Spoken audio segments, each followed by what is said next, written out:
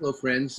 Greetings, and I want to get right to it because we have a lot to cover, and I know there'll be questions at the end. Um, I got to get rid of these poll results. Um, I just left a live, UFT conference that was going on about the school closures and what's going on with New York City. So that's this couldn't be more timely. Um, and I'm trying to make it move. Here we go. Vincent, I'm trying to get to slide 2. Oh, okay. I can help you with that. Thank you. If you just are you pressing the right arrow key? I could do that if you want. Yeah, try that. See if that works. There you go. So when the pandemic arrived last spring in full vengeance, I saw a lot of articles, you have to cancel everything. I saw things, cancel this, cancel that. Everything is coming to a halt. Well, there was one thing that did not come to a halt, but parents should know about because it seems like your life has come to a crashing halt, but the IDEA statute is in full force and effect. And this is very important because when we're talking today about rights and how to advocate, you have to know the pertinent standards. It's very important. So in 2017, the Supreme Court clarified the right to a free and appropriate public education, FAPE. And what they said was, and this is for the first time, this is not something that had been going on for almost 40 years. There was a lot of consternation and confusion about what the rights were. And the Supreme Court unanimously said that the goals and objectives of a child's plan must be sufficiently ambitious and challenging and take the student's potential into account. Well, this is big news because the word potential had really never been used in that context. This is not to say that anybody has to maximize your child's potential, but they do have to take potential into account. So if we know that we have to have a standard that is an ambitious standard and a challenging standard, that means that we have to have appropriate assessments to determine the challenge level, because how else could you know if in fact the goals were ambitious or challenging unless you had baseline measures? So assessments become even more important these days. And if at any time parents find that they're not happy with the assessments that are going on, perhaps because they're remote assessments and they didn't really get to the nub of who your child is, you can always ask for an independent evaluation at school district expense. So the takeaway on this slide is that the right to a FAPE did not come to a halt. In fact, it's in full force and effect. And I just mentioned that when the first stimulus package came up some months ago, there was an effort in Congress to try to roll back the IDEA's entitlements. And Betsy DeVos was given almost a blank check to identify any provisions of the IDEA statute that she wanted Congress to waive. And she didn't identify any major provisions of the statute to roll back. So the good news is IDEA is in full force and effect. So now I'm going to talk about something that is making everybody crazy. As I said, I just got off the Zoom conference with the United Federation of Teachers, and the whole issue is, will the schools in New York City be safe enough to come back to in September? And the president of the UFT, as much as a week ago, said he didn't believe so. You saw Dr. Sanjay Gupta on CNN saying that he was not comfortable sending his daughters back to school.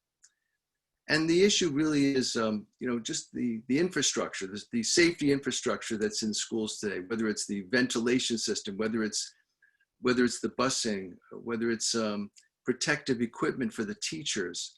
The UFT did a survey, and most teachers, certainly many teachers, wanted to teach remotely or not at all, at least until the new year. So there's a lot of anxiety with the teachers. I don't blame them. It's a new world, and many of them are parents as well. So the question is, what's going to happen in the first week or so of school? You have parents that are going to be sitting out the first few days or even the first weeks of school to see what the assessment of the risk really looks like. So parents have to be prepared to make alternative plans depending on what's going to happen. And again, we don't know at this late date here we are in the end of August as to whether schools are really going to be able to be open. But I will tell you one thing. Administrators can plan to open any school, but if the teachers don't show up, or they call in sick, or they call in and they say they're not coming, or they're on strike, you can forget about schools opening up in a real way, at least in the public schools. So when the pandemic struck and New York City closed down its schools, it immediately transferred to remote instruction methodology. And let's face it, remote instruction is not ideal, to say the least. And it's a difficult situation under any circumstances. Nobody would design remote instruction as the first order of teaching. My wife said it's not about attendance, it's about attending. She's absolutely right. It's there are some students who can do well with remote instruction. I've spoken to a number of them on the phone, and there are many others, particularly if the child is on the autism spectrum, that often is a difficult situation to try to deal with. So what I'm told is by experts, by educators, is that first, if you're doing a remote instruction plan, the first thing to do is to assess the proposed learning environment. Most people in New York are in small apartments. Where are you going to have the instruction going on? Are there going to be people running around? Are there going to be animals, pets leaping on the couch? Is there food nearby? Whatever it is, it's important to assess the learning environment to try to get rid of the distractors. And ultimately, there's a need for the parent to get involved as in essence, the proxy for the teacher, as the teacher's hands. And this is very difficult, obviously, for parents who are working. I mean, how do you fit that in? New York City these days is insisting on schools having what they call a remote learning plan. They'll be asking, does your school have a remote learning plan? And many schools, most schools today, are either have such a plan or are developing the plan. But it's not enough to have a generic learning plan, because ultimately you have to translate the student's IEP to the remote learning plan. You have to individualize the remote learning plan so that it fits the child's IEP goals and objectives. So you're talking about synchronous, live versus asynchronous recorded instruction. Probably if you have to have it individually tailored, it probably should be more of the live instruction variant.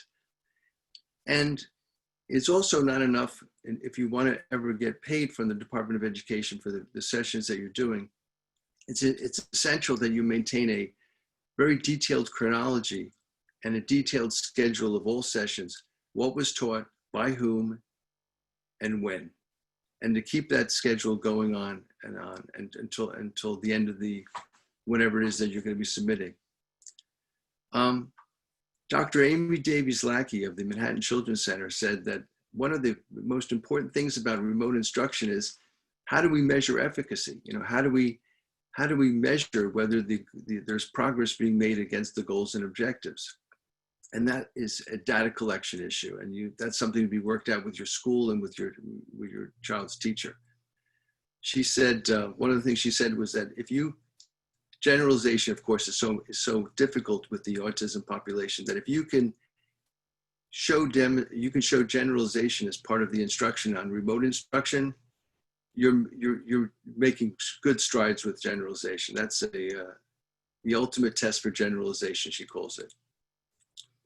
Parents should consider, especially if their child is not attending or is worse, regressing, documenting that regression, and then perhaps supplementing the home instruction with in-person instruction on notice to the school district. That might require what's called a 10-day letter. You should speak to your attorney about that, which is putting the school district on notice that you're going to be getting additional services and instruction for which you will look to the city for reimbursement.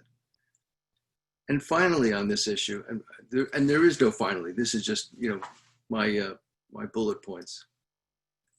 What do you do if there's a crisis? And the crisis could be simply the caregiver or the person who's supposed to be the teacher surrogate becomes ill or has to go into the office or is not available, what is the backup plan? There has to be some kind of backup plan.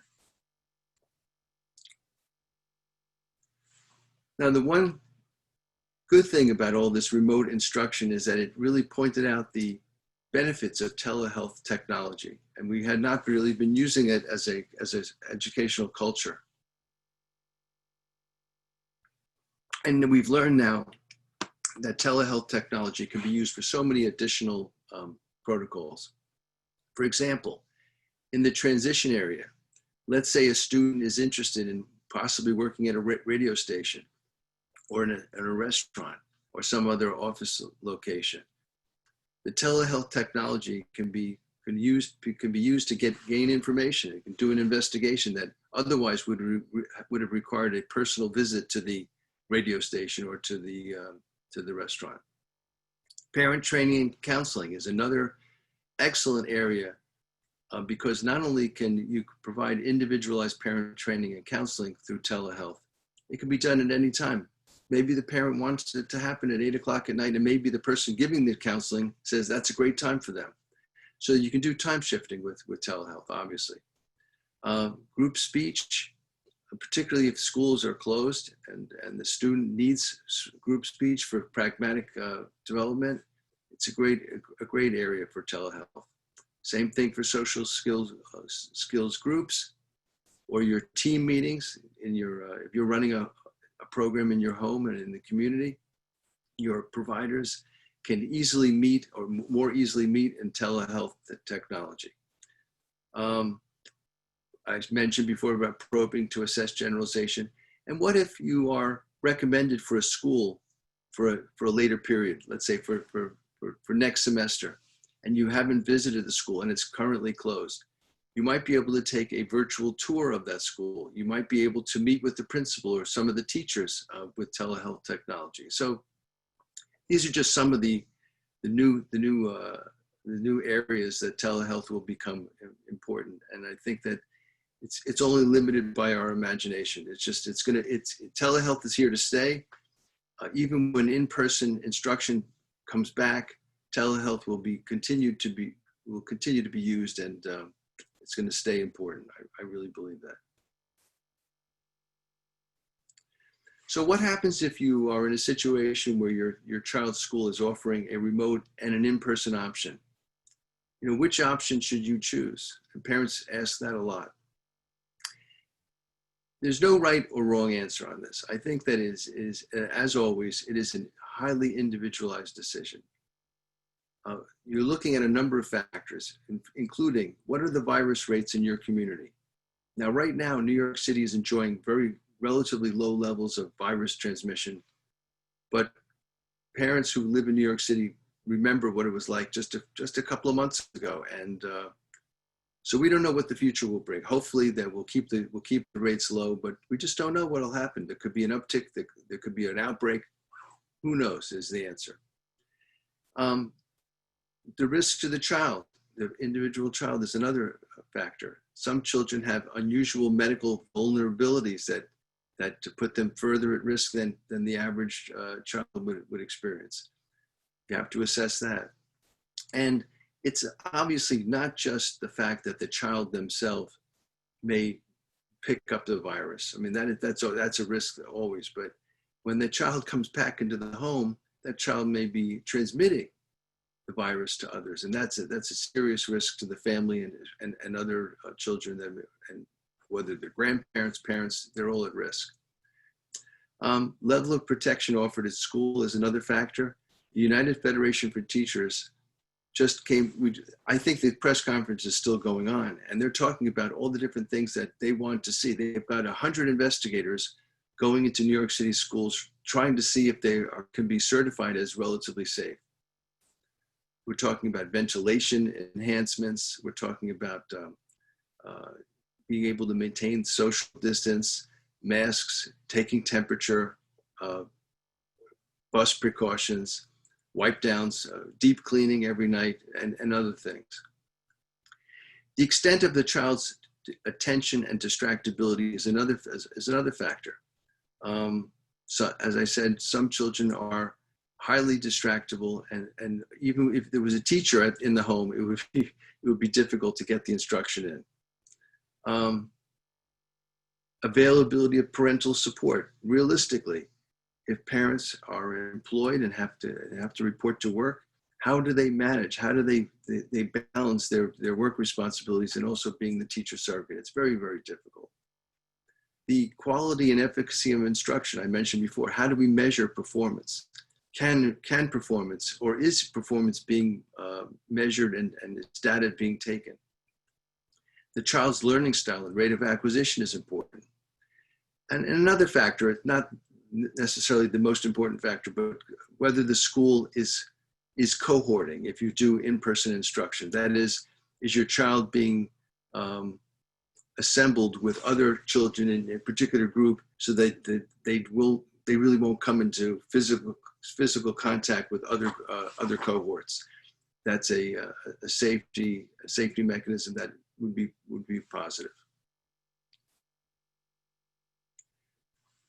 Now, we've always had in our IEPs activities of daily living, and they have traditionally been for things like toileting, dressing, undressing, teeth brushing, getting a haircut, safety goals for crossing the street, at the light, things like that. Well, it's a new world now. And so now we have all these safety protocols about whether it's wearing a mask or learning how to wear the mask or learning how to wear it for hours at a time, which is probably the most difficult, the hand washing, maintaining appropriate physical distance, staying away from that water fountain, these special procedures that we have to employ when we get into an elevator, whether we're going to have lunch or how we're going to have an abbreviated lunch to keep things as safe as possible. You know, there's no end to all the different ADL goals and objectives that now have to really be injected into pretty much every child's IEP who has ADL goals for other things. These now have to be incorporated.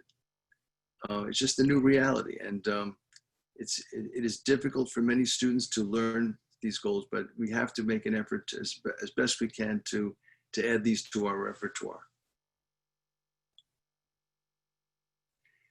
So you're looking at an old technology that has now become the facilitator for today's IEP meetings and hearings. We were very concerned when the virus hit that the IEP meetings would come to a halt. They did not. We thought the same thing of due process hearings. How could we possibly have hearings with witnesses and the judge, and how is it all possibly going to work? So the phone, my office has done a number of hearings by phone. Our parents have done many IEP meetings by phone. And, you know, there's pluses and minuses, but the plus is that it's easier to get people together if they can call from their home and get on the line. The participation of providers and witnesses is easier today than it ever was. One of the drawbacks, however, is that doing it by phone requires advanced distribution of the pertinent documents, whether it means reports and evaluations before the IEP meeting. Every effort should be made by parents and school districts to share those documents before, so that you can make the most of your time. In the hearing context, there is one drawback that I think is important. Is that you always want to be able to assess witness demeanor and credibility. And hearing officers, the judges, want to be able to assess that. When you're on the phone, you may think that you can assess witness credibility and demeanor, but it's very difficult. So, but I think that it's a small price to be paid to make the fact that we can facilitate the meetings that are essential to the process. We can facilitate the due process hearings that are essential to the process. Now, undoubtedly, we haven't really seen them yet, but undoubtedly COVID-19 will give rise to some due process claims in the future. Now, the school district does not operate as an insurer. They're not responsible, nor will they ever be held responsible to eliminate all risk. But I would posit to you that school districts today will be responsible, and they'll be held accountable for taking reasonable protective measures. And science will determine, and the CDC and these organizations will determine what are reasonable protective measures to be taken. So this is a serious problem right now because of funding. Right now, New York State, for example, has a $15 or $16 billion budget deficit. New York City has a budget deficit of approximately $7 or $8 billion. And there are federal funds that are being withheld right now in Washington that are needed desperately, not only by New York, but by other school districts and municipalities to be able to get the protective equipment that has to be implemented in the schools. So has any federal judge or other judge held that that safety in terms of COVID-19 is part of FAPE, free and appropriate public education? Not yet, but I would posit again that by implication, that right will be recognized. We had a case before Judge Weinstein, who actually just turned 99 years old. He just retired this year. And Judge Weinstein, in the TK versus DOE bullying case that was ultimately decided by the Second Circuit several years ago, held that safe access to an appropriate education is an integral component of a FAPE. So if safety in the bullying context was required for a FAPE, then I would say that safe access to an educational experience is part of a student's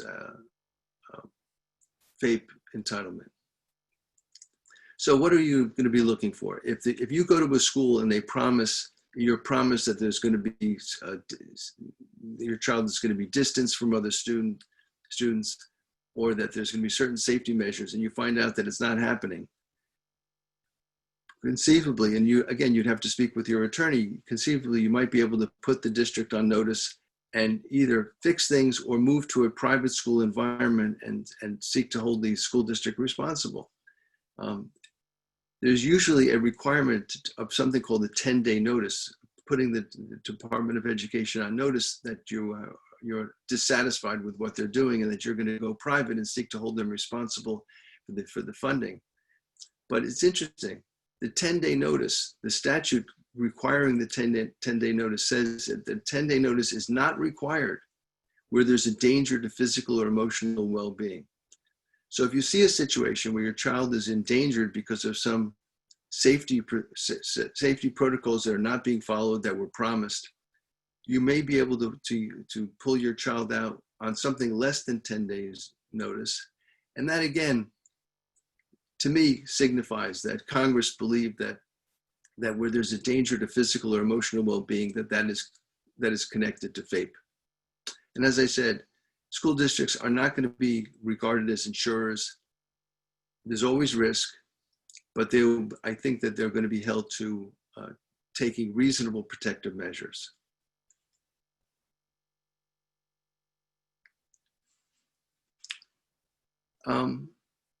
This next slide, I think, is something that is going to be potentially a real problem for parents and a real problem for the Department of Education and for school districts nationwide.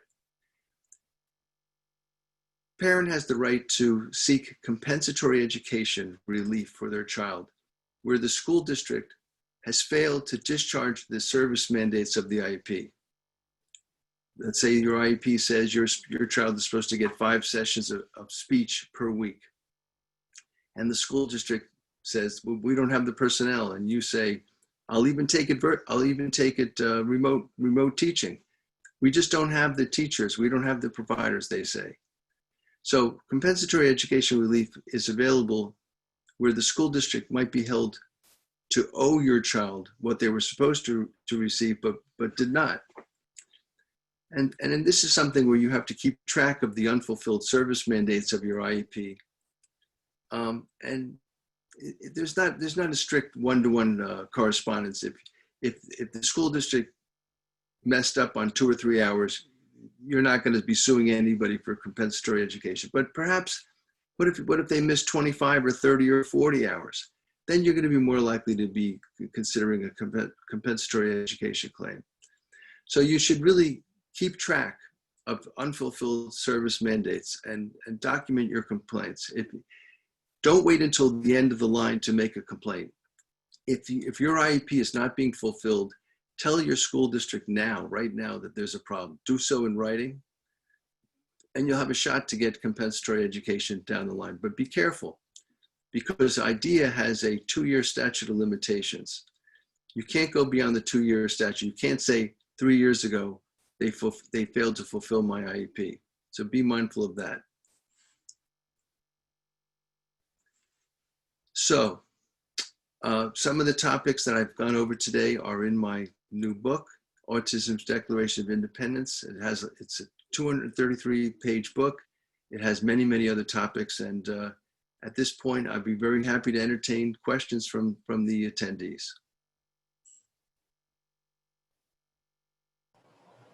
Okay, thank you so much. Let's see. So we did get a question in here about when you were talking about telehealth. Were you being broad in the sense that that would be any video conferencing platform, or were you talking about something more secure that's, you know, a bona fide telehealth program? I was talking more in the broader sense. I'm using telehealth as a generic descriptor for anything that would resemble the kind of video technology that schools can use. It could be Zoom, for example. Okay. It could be Zoom. It could even be FaceTime. It could be any of those technologies. Got it. All right. So in your research, have you come across anything, literature, research studies, articles that supports the notion that kids with ASD cannot learn remotely? I'm not seeing any research that says that the kids with ASD cannot learn remotely. And in fact, I mean, I've spoken with a number of parents who said that their child have been able to get through the materials with remote teaching. And so first, it really depends on the student. I would never take such an extreme position because that's not the reporting and the evidence that we're getting from our client families. Makes sense. Yeah. Okay. All right. Now the questions are pouring in. So bear with me. Okay. What about, can someone request that the school pay for at-home ABA therapy? Yeah, I mean, they can, but it depends on the circumstances. If particularly if home instruction, the telehealth version of home instruction is not working, and you have some evidence of your child backsliding or regressing, that might be an opportune time to be putting the school district on notice that you're going to be implementing this additional service and seeking to hold them financially responsible. So, I mean, as always, it depends on the circumstances. I don't think that parents can just say, we're in a pandemic, I want ABA at home. It doesn't work quite like that. But if you speak with your attorney, sometimes, and if not often, there are circumstances that would justify that kind of request. Okay. This may be a broader question, but given the current environment we're in, what are some things that you can ask for during ARD? That you cannot ask for. That you can. Well, and in ARD you're referring to?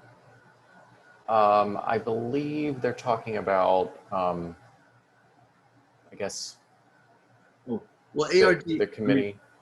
Well, ARD in Texas, for example, maybe this is, I mean, there's an ARD meeting in Texas, which is the same as the IEP meeting that we have in New York. So. Oh, yeah. I think that's what they're talking about. Okay. Yeah. I've been in Texas, and so I know about ARD.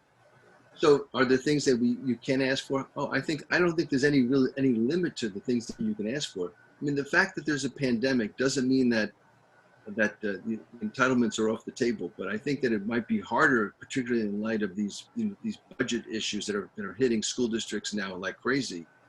It might be difficult to break through that without a hearing and a sympathetic hearing officer, depending on what the thing is that you're requesting.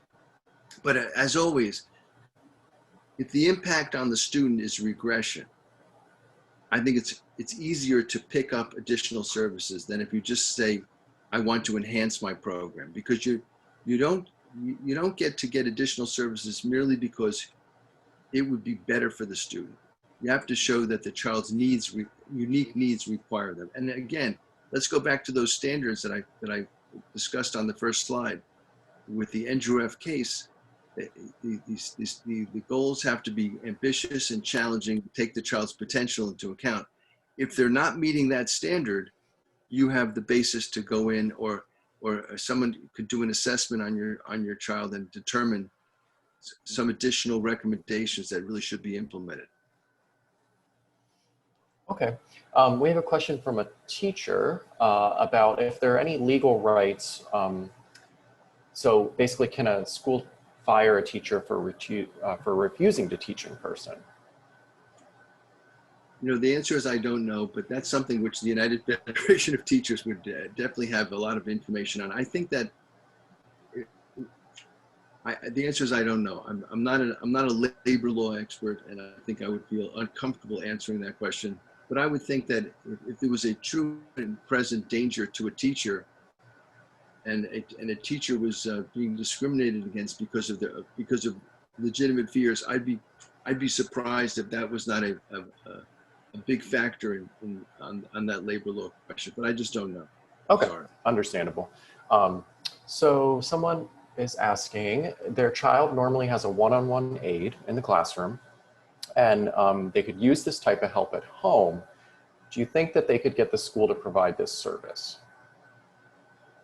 Probably won't be able to get the school to provide the service, but that might be exactly the kind of situation where if the student is at home and is showing evidence of slippage or regression, that one-to-one that was mandated in the IEP for the school, if the parent can find someone to come to the home and provide the same, like an equivalent service, they may be able to send it, what I mentioned, that 10-day notice letter to the school district, possibly expend the money to pay for that one-to-one person and then seek reimbursement or direct funding for that person.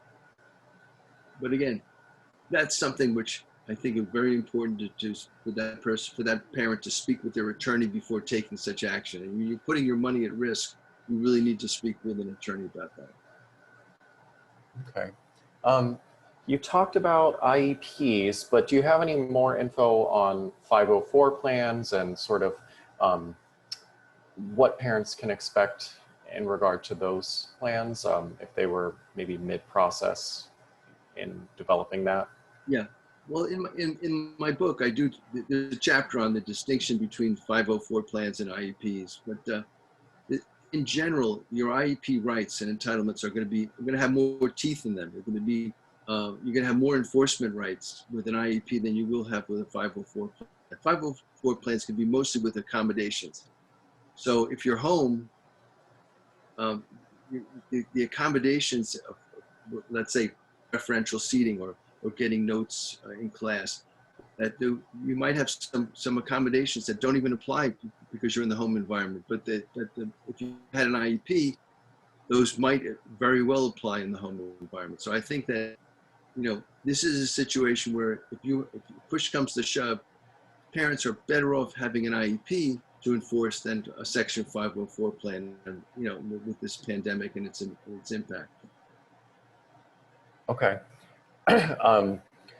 So I'm going to try and make this one a bit more broad. So if someone's getting speech therapy once a week for 30 minutes, you know, during normal circumstances, I guess how can parents maybe try to mold their services given this time? So, you know, maybe they would do it less times per week for more time in one session. I guess, you know, do you have any direction about that kind of thing? I never liked service mandates that were 30-minute mandates for speech, because especially for the autism population, I'm not a clinician, but it just seemed to me that by the time the child took off their coat and got seated, the session was over pretty much. So I think that would be very helpful to try to aggregate if you had multiple segments, better to have an hour-long segment than two 30-minute segments that you're trying to put together. But I'm not sure that that's really the question. Is it?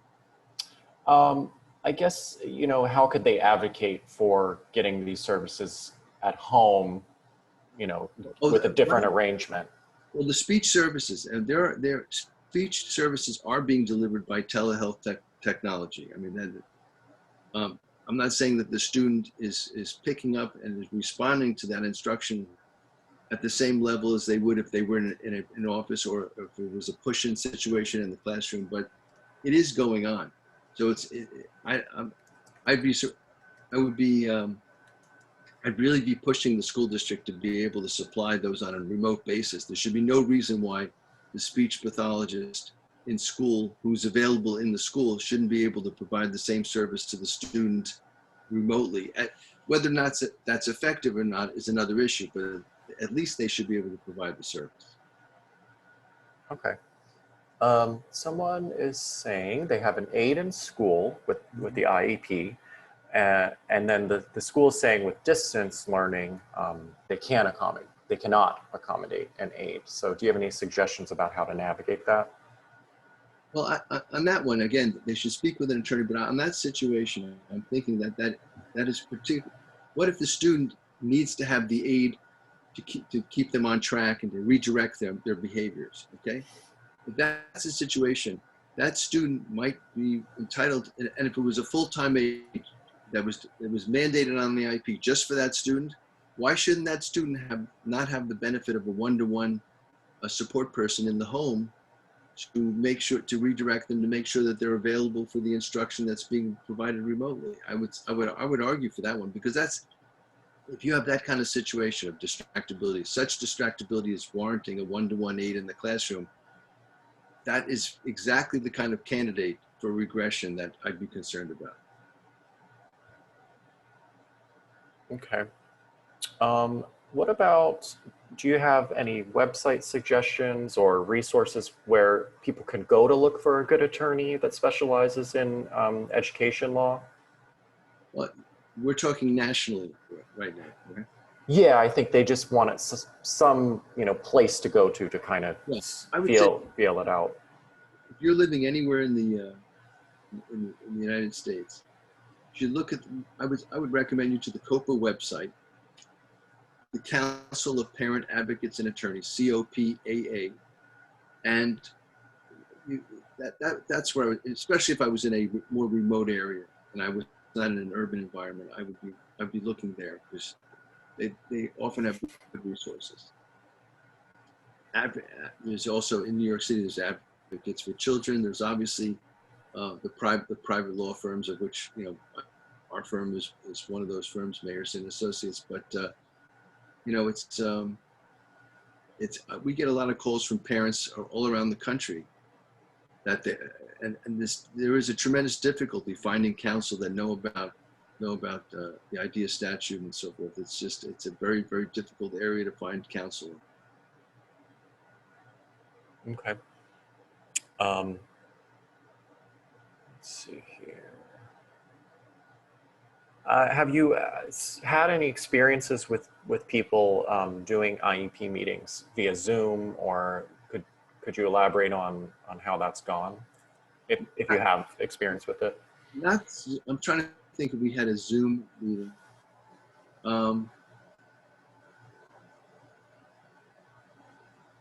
We've definitely had many phone conferences. Okay. I can't think of a Zoom, but I think there was also an issue about Zoom because there were confidentiality issues with the technology. Okay. And that, for example, there's a court in New Jersey that was going to be using Zoom, but then they said they were going to have to do FaceTime or one of the other technologies, because I think it was the Zoom there was a privacy problem with it. But that's a technical issue. I mean, I think that there are video services that the different court systems will use, but right now in New York City, for example, it's hearings are done by phone. There's no Zooms Zoom hearings going on, as far as I know. But I expect that to change. I can't see why that would be a problem to go Zoom. Why not? Mhm. Um, so what about for families who can't necessarily afford an attorney, or are there less expensive or any free resources that you might be able to point people to? I mean, your book, of course, No, includes a no, lot of information. that's a very important. That's a very important question.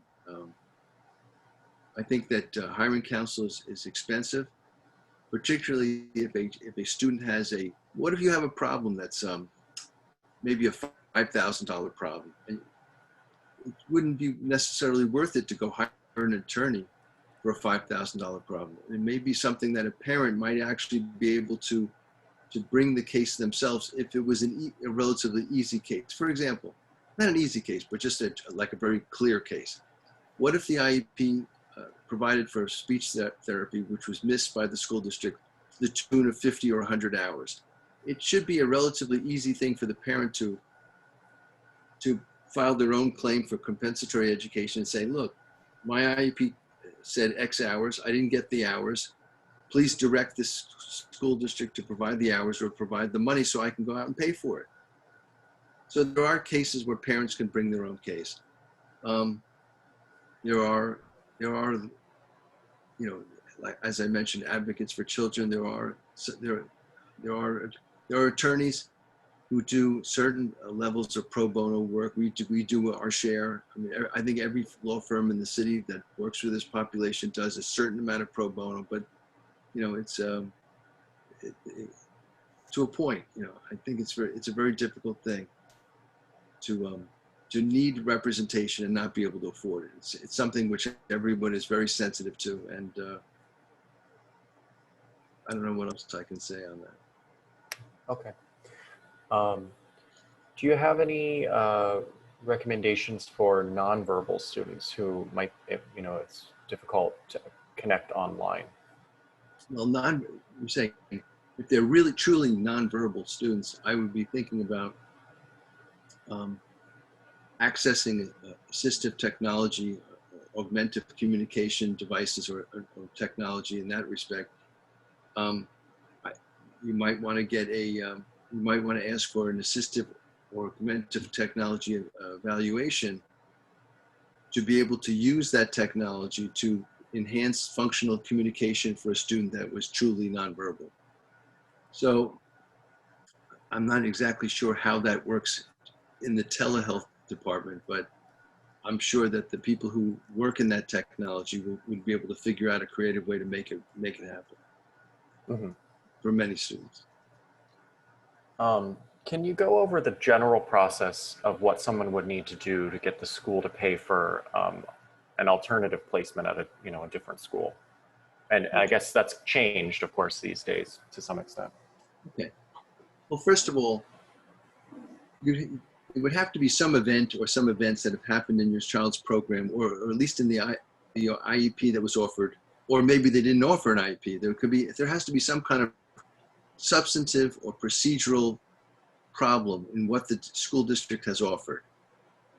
If that has happened and it's significant enough, and the parent puts the school district on notice that they are considering going to this, let's say to a private therapeutic school with a 10-day notice, the school district then has the 10 days to be able to come back and say, wait, we'll fix the IEP, we'll give you something else, or we'll give you an alternative, or the school district might just not respond to the letter.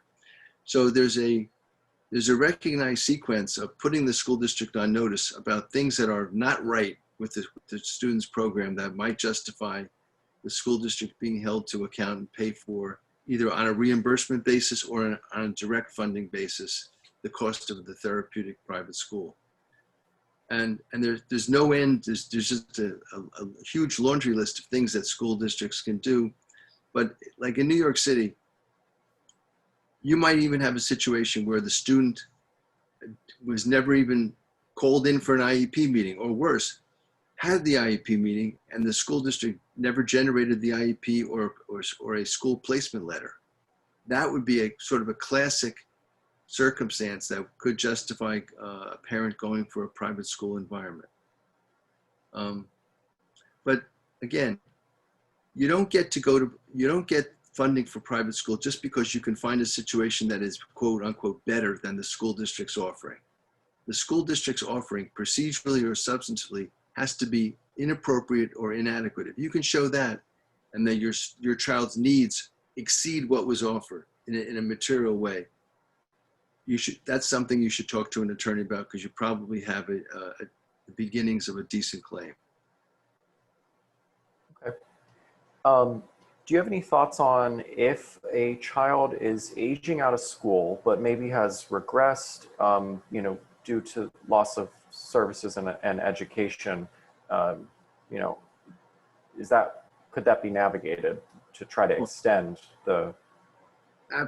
This is the word I'm going to say absolutely, because right now, the state education department here in New York has been sending a memorandum around to the state school districts, suggesting that because of COVID-19, that the school district might want to extend the tenure of students who would otherwise be aging out at 21 until age 22.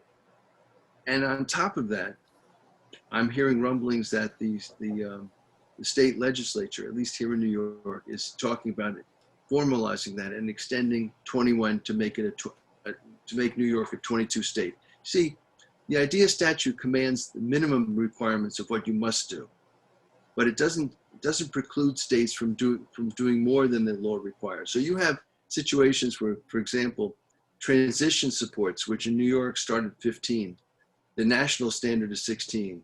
Connecticut, the standard is 14. So as long as you do at least what the statute says, you can always do better. So yes, I think that there is a movement today to extend 21 to 22. Will it happen? I don't know, especially with the budgetary issues that I mentioned before. This would be a very difficult year, but there's definitely the advocacy for it is there. Okay, so this is like a two-pronged question, and there were a few people that wanted more information around this. So do you think parents can advocate to have in-person assessments by the school? And furthermore, do you think parents can advocate to have in-person instruction at home given this time? Right. So let me break that up. Let's talk about the in-person assessments first. Mm-hmm.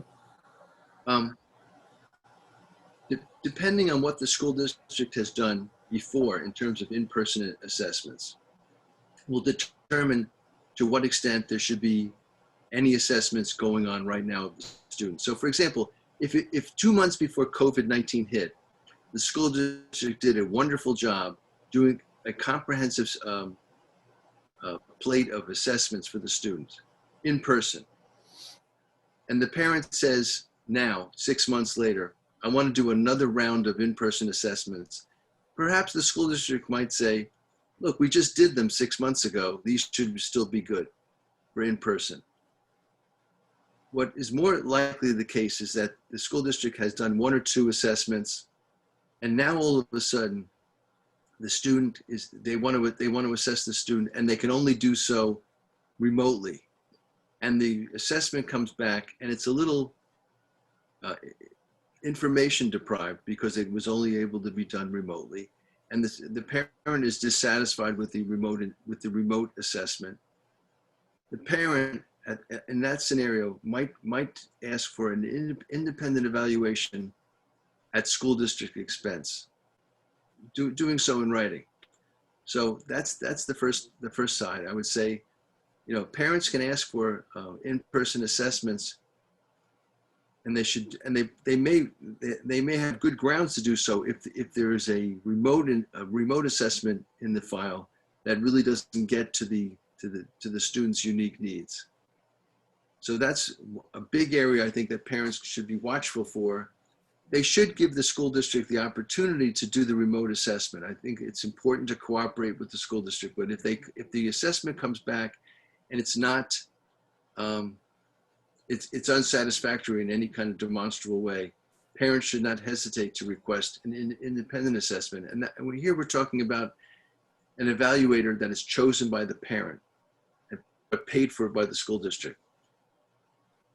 And there are rules on this one where if you do so in writing, the school district, I believe, has 30 days to come back. And if they deny the parent the right to do the independent, the school district, are supposed to actually start up a due process hearing first, not requiring the parent to do so. So there are special rules where you should speak to your attorney about the triggering the entitlement to an independent evaluation at school district expense.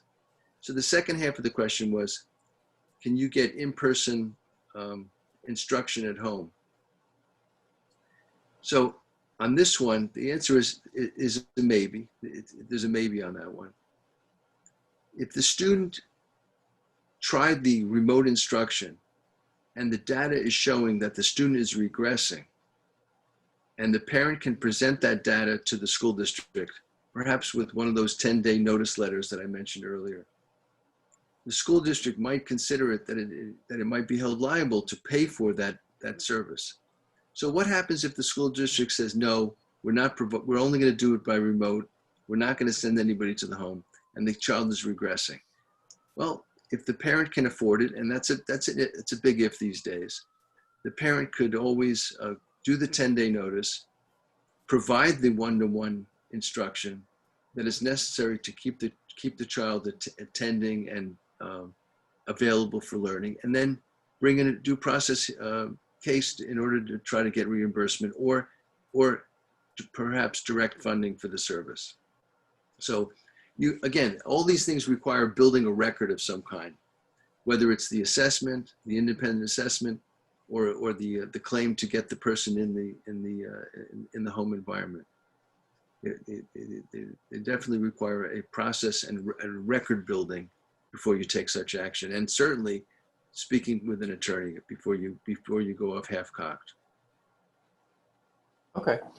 Related to that first question, have you heard of any parents or schools using online assessments that might normally take place in person? I'm sorry, have I heard of instances where the school district has offered online assessments? Remote assessments. Remote, yeah. Yes. There's we've in my office, I've seen several situations of remote assessments going on, and as I said, parents should they're not ideal, but parents should cooperate with that, if for no other reason as the precursor to requesting the independent evaluation at the school district expense. Yeah, they're going on. They're going on as we speak. Okay. So this might have happened to some on the call. If an IEP was supposed to take place in the spring and didn't due to COVID, what would be sort of a general follow-up plan that you would suggest? Well, it would depend if the student is a 10-month student or a 12-month student, but assuming that the student was expecting to be doing something next month in September, which is virtually everyone, and you're saying there was supposed to be an IEP meeting, but it never happened. Well, that could be considered a classic procedural safeguard failure on the part of the school district that conceivably might support a claim for a private school. So if the parent never had the IEP meeting and was supposed to, they may be able to find and they can find a private school that's appropriate for the student, that would meet the student's needs in general. Excuse me. They could send that, they could prepare and send that 10-day notice letter that I mentioned earlier, put the school district on notice that there was no IEP. My child needs an education. My child is entitled to have a placement for September. Please be advised, we're going to be sending our child to the XYZ school and looking to you for reimbursement relief. That happens. I mean, we've had it, more than a few of those kind of cases come across our desk over the last months or years. It's not that unusual a situation, unfortunately, in New York City. Okay. So I tried to collapse a bunch of these questions together. We do have a few more minutes, so if I see anything come in in the next few minutes, we can ask it. I did want to let everyone know again that we are recording this talk, and that will be posted on our website in the next day, along with the slides that Gary shared.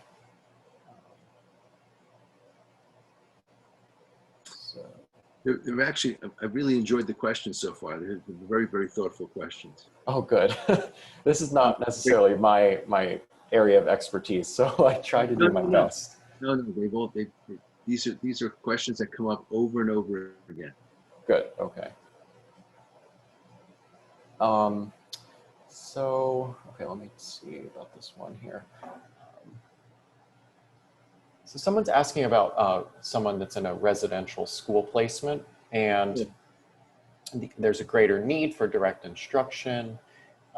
Is it a reasonable argument to challenge the efficacy of remote instruction via video or by unfamiliar providers? So I'm not sure what the question is. Yeah, I'm trying to work through. The students in a residential program. Mm-hmm. Yes, So, I guess what they had prior is not happening now. So maybe generally, how would they go about advocating for something different that would possibly work? Okay, is the student still in the residential program, or do they leave the residential program to go home for some reason? Can you tell from the question? Okay, so it says remote instruction is in the residence, but with unfamiliar support staff. So they're still at the location, not at home. I'm really hesitant to answer this because I don't think I have enough information to be able to flesh out what the real issue is, as opposed to what the answer might be. Okay. All right. I mean, I get that the student is in a residential facility, and that's its own, separate rodeo. But I'm not sure where the remote instruction comes into play and where the student is physically when the remote instruction comes in, and what is the remote instruction for? Right. Okay. Well, I'm just not sure. No worries. It's a little specific question. Okay, so we are just about out of time. Just for anyone that missed it, we are recording this. We'll post it on our website along with the slides. And we do have an article similar to this topic area on our site as well in a Q&A format, so you might want to check that out. And we're going to be posting another follow-up article about advocating for your child in the time of COVID. So thank you so much, Gary. This was really helpful. I know parents are really seeking out this info. My absolute pleasure to be here. Thank you for having me.